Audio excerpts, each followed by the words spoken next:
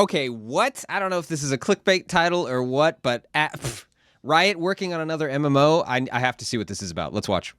See, I told you we would be back talking about Riot's MMO.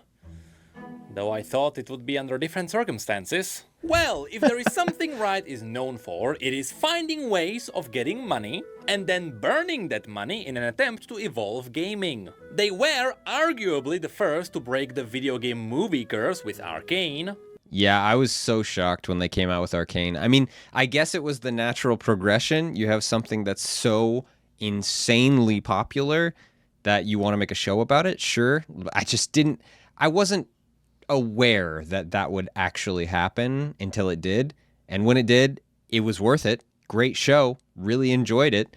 But man, Riot is just insane with this stuff. They can make a whole empire out of their entertainment products. It's insane. They pushed the FPS genre onto a whole new level of fandom with Valorant, which finally forced Valve to do something, and lately they are trying to do something. Yeah, something. Hey, you guys want Counter-Strike but just updated graphics? It's not really that different. Not really that different. It's still Counter-Strike. Still plays pretty much the same, but updated graphics. Yeah? Good competitor to Valorant, right? Yeah, we think so. In the fighting game genre with simpler controls, while most of their competition is scaring the casual player base away with complex combos. So one could argue, at least Riot is not afraid of taking risks and bringing in results after milking their whales. Yeah, I kind of forgot about that Riot fighting game, the 1v1 fighting game. I forgot about that completely. Absolutely forgot. I bet it would be super popular for that fighting game community. I mean, of course, Riot is such a big name. Anyone would try it out just to see because they have such a good track record of making good games. But I forgot completely. I've never been a 1v1 fighting game person, though, so, that's on me. And right now, one of the most hyped games that should theoretically come out of these investments is the Runeterra MMO. A project that's been worked on for a very long time now and which went through a lot of changes. At least. Yeah, losing Greg Street. No. That was a sad day, man. That was a sad day. That's what was teased on Twitter. And the good news is that as far as we know, the MMO is still alive. There are Rioters still holding their positions working on the MMO. Even though the latest piece of news was that the game took a step back.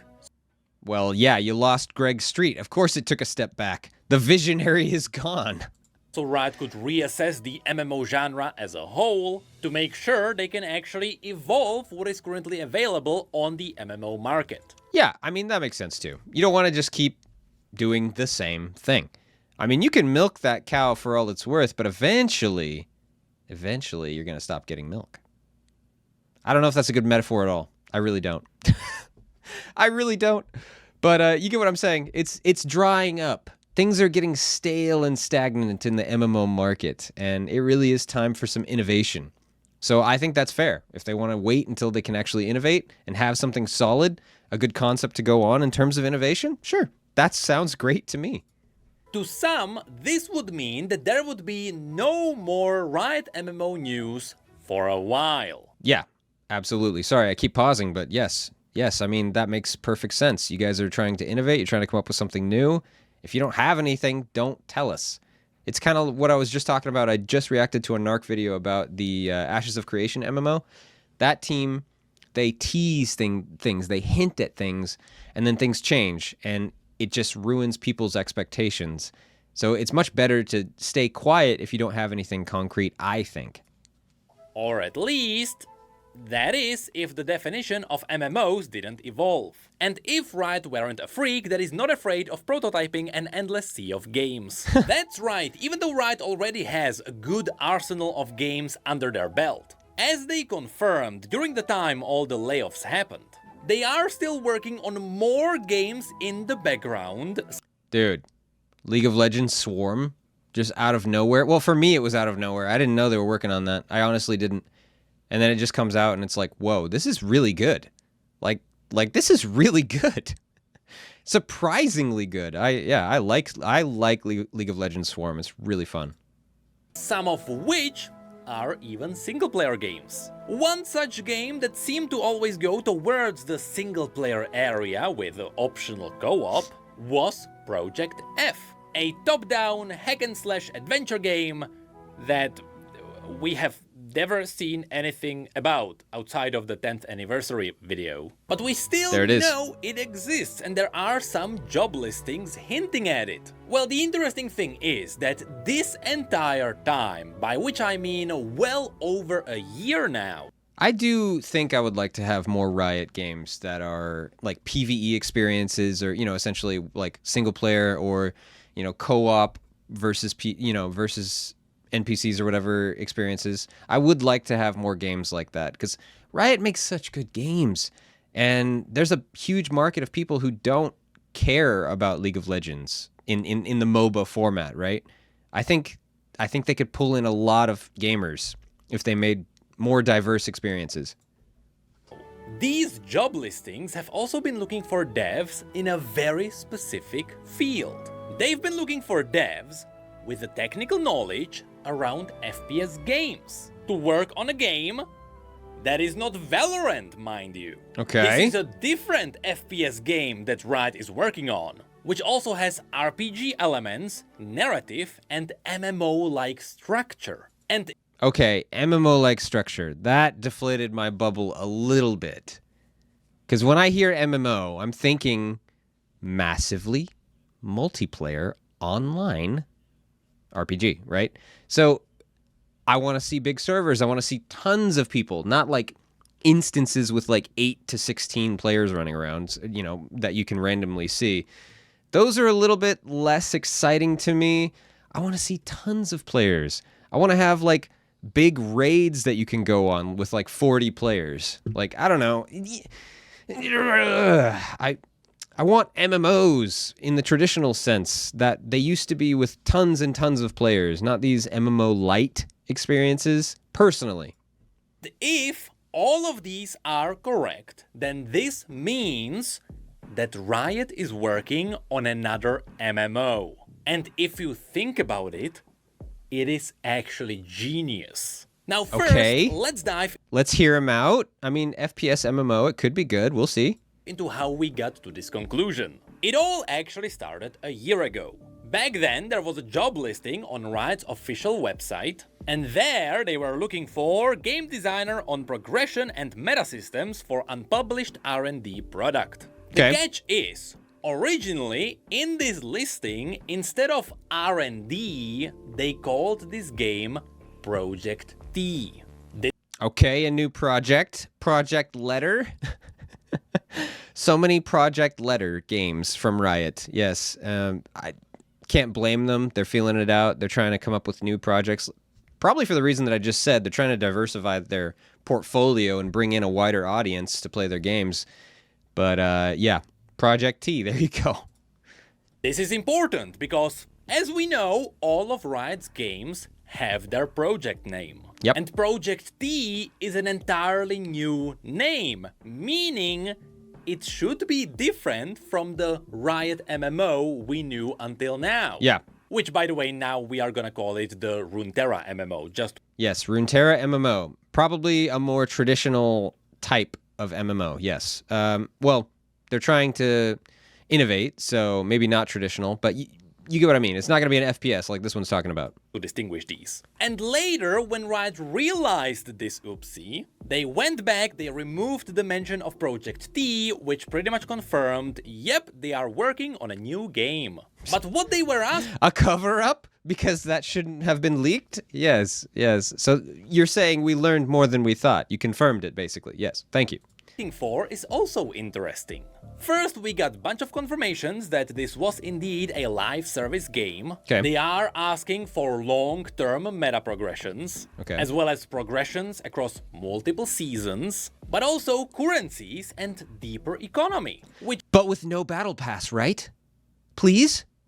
Please no battle pass? Please. Please no battle pass. That's all I ask. I've seen so many battle passes. I'm so tired of them. Which would hint more towards an MMO setting. And then it dove into requirements which revealed a lot more. Besides the classics, such as requiring 8 billion years of practice as a game designer, they also ask you that you already shipped at least one AAA game. Let me tell you, in 2024, that does not mean a lot. That's actually a good point.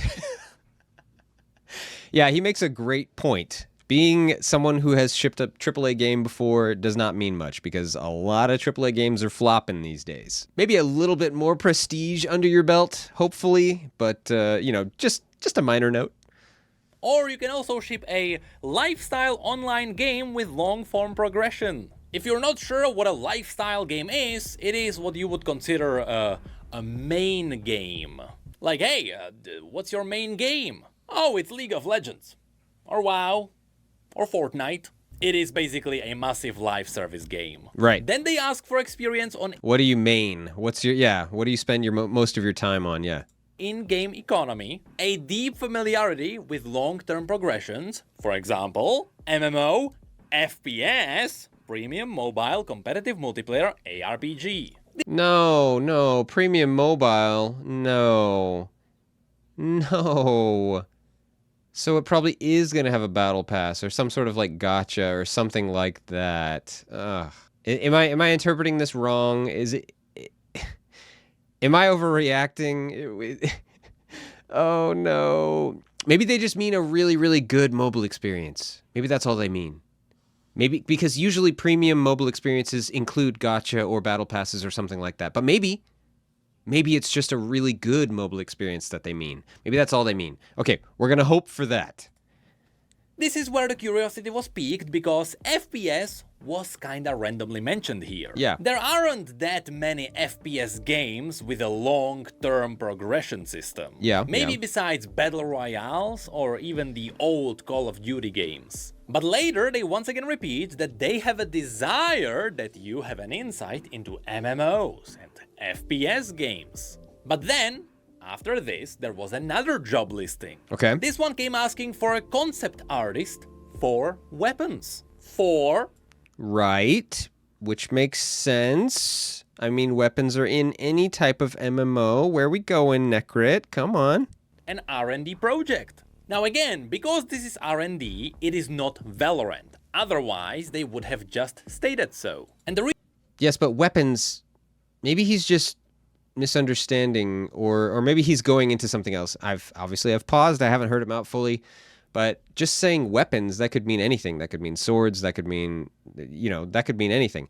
The fact that it says an R&D project, yes, of course, that means it's not Valorant, but it could have been one of their other R&D projects. It doesn't necessarily mean it's for the FPS MMO, does it? reason why I'm mentioning this here is because they are looking for a concept artist for 3D weapons in a stylized art style. And the requirement is to have experience with first or third person camera orientation in-game. Okay, there we go. It's confirmed then. First person. Yeah, we just talked about FPS for an MMO for another job listing. So yeah, that makes sense for this then. It's probably for the same project.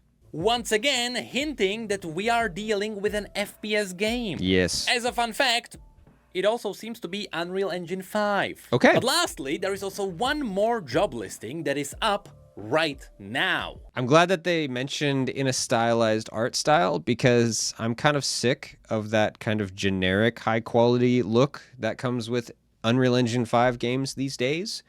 Yeah, I'm kind of tired of that look. It's across the board. There's just so many Unreal Engine 5 games that look so nice, but they have the same kind of artistic look to them. It's just the default like high res Unreal Engine 5 look, which I mean, of course, it looks nice, but it's not like unique. Once you have a huge plethora of games that look the same, you need to have a unique art style to stand out.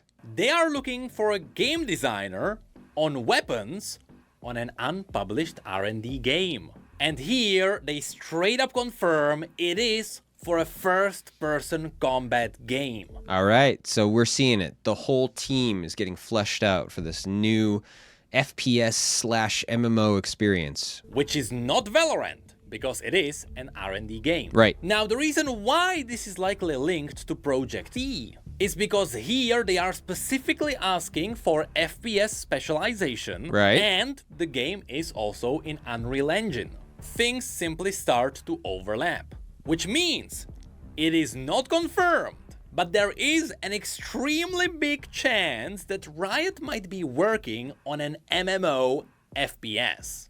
Yes. Yes, that is the conclusion I'm coming to as well. I'm tempering my excitement.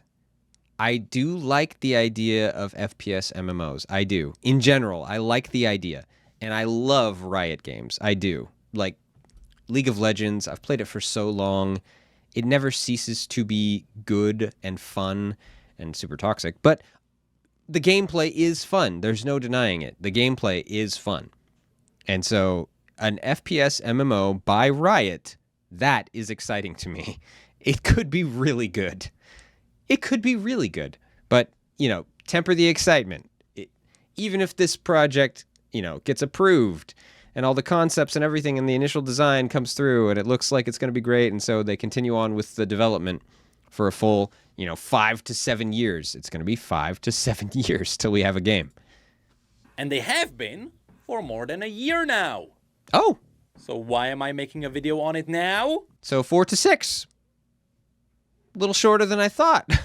Because someone made a totally random tweet and it might be made up, so I might as well. Anyway, as I mentioned, there is a good reason why this might be a genius move. Right now, there is a massive gap in the MMO FPS game genre. The only game that is really trying to hold the line is Destiny 2. True. And like I was saying earlier with the kind of MMO-like or MMO-light kind of terminology, so you're going to have like 8 to 16 people, maybe a little more in like your server or like instance, and it's just not that big of an experience. I don't know. Because when I think of an MMO, I want to see like hundreds of players, not like tens of players, So I don't know. Hopefully they can find a way to have a little bit bigger servers, right? Let's shoot for 100, maybe 500 people on a server. That would be ideal. So you could actually feel like the space is full and things are happening. But it is failing, and there is a massive reason why, and we will get into that in just a moment. Also, I've heard that literally today Bungie had massive layoffs and things are not looking great. Yeah, Destiny 2's suffering, and there's definitely a reason for that. Could be one of the things that I just mentioned. It's not that big of an MMO experience, but I don't think that's really the main reason. I think it's because of all the monetization of that game and the fans just kind of losing faith in it because of that. That's a big part, it seems like. Anyway, the main point is that if Riot manages to put their foot in the door, they could guarantee a success if they play their hands right. And that's because they have one ginormous advantage. Yes. You see, the Runeterra MMO has always been seen as a guaranteed hit by many. Not because Riot would be known for their high-quality games. I mean, to be fair, their games are high quality with... Yes. That is one of the biggest things with the Runeterra MMO that I'm so excited. It's because of their previous work. They have proven track record of good games. TFT, League of Legends, Valorant. Big, crazy successes, right? You just can't help but be excited when you see that track record and then hear that they're making a huge experience like an MMO. You got to think like, oh, this is going to be a hit. A lot of polish, but there is still the League of Legends spaghetti. But it's more because the Runeterra MMO already has its audience. Yeah. Should they release that MMO, they don't have to look for the players. Right. The players that know their universe are just sitting there, just waiting for them to drop it. And I'm one of those guys. Yeah, I'm just waiting. Whenever it comes out, I'll play it. Come on. it's because League's universe is already well established. Right. I mean, I should know that. This channel was always dedicated to the lore of League of Legends. Right. And I might have made more than 5 videos talking about the world of the MMO that is already set up. But logically, this would mean that should Riot try to spin up a different MMO, one that is not part of the Runeterra IP, unless they really focus on the Guns of Piltover or something, that would mean their other MMO wouldn't have this advantage. Right. They would have to build up a separate universe. And all things considered, they would have to earn their audience again. True. And still, you could say with their track record, they could do it. Like, obviously, they're good at building a universe. Obviously, because people are invested. They love it.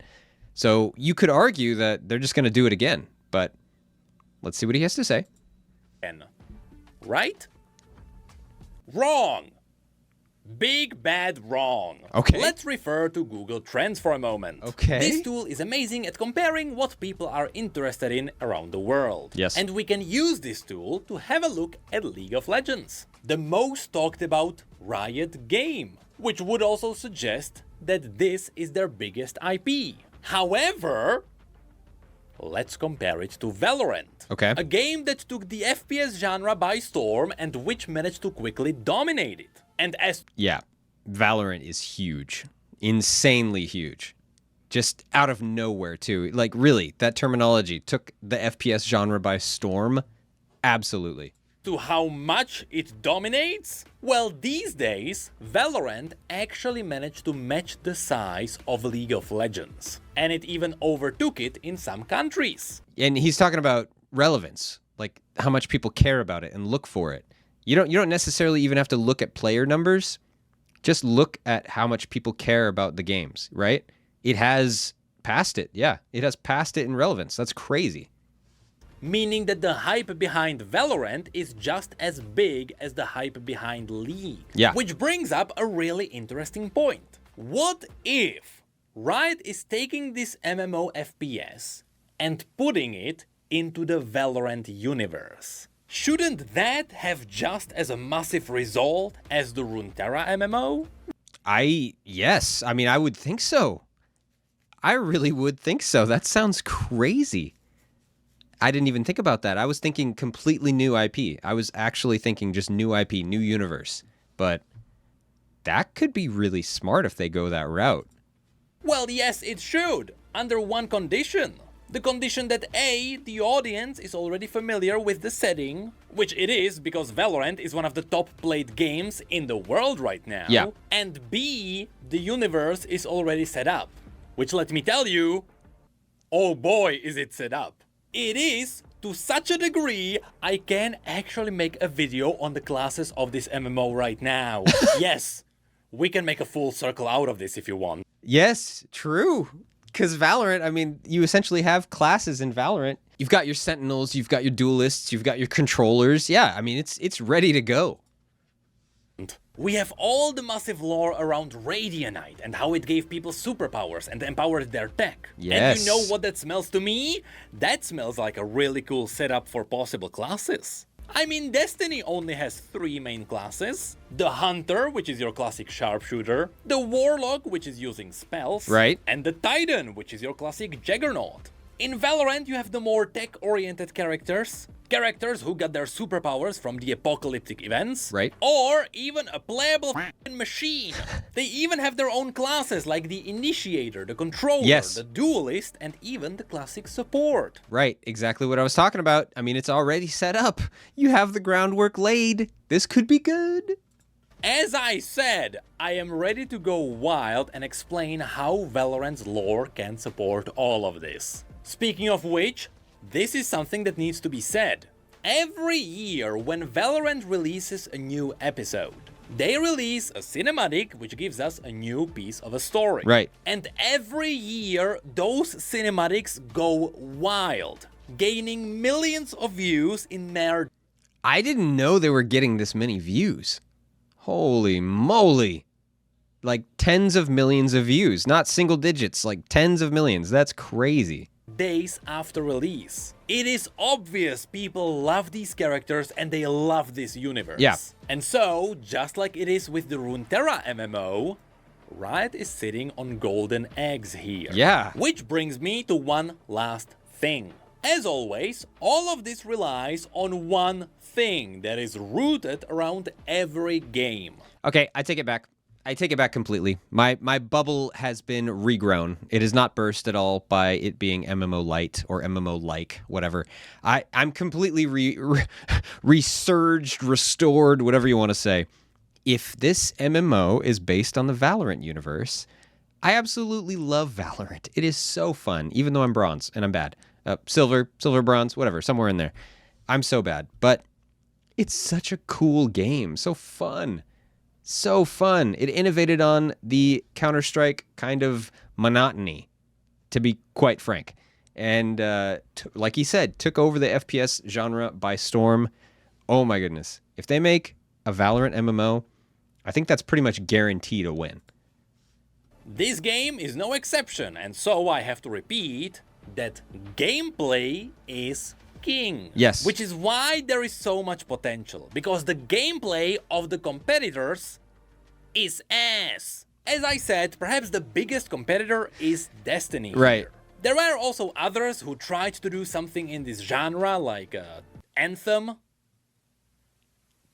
which is as much as I would like to say about that game. Yeah, Anthem is dead. I don't hear anything about Anthem anymore. Destiny sticking around because the gameplay is fun. The gunplay is really good. Yeah. And that's pretty much what is carrying all of this. Yeah, because look at this. That gacha game. Oh my gosh. Like, that's exactly what I was talking about, right? Everything is monetized to the teeth.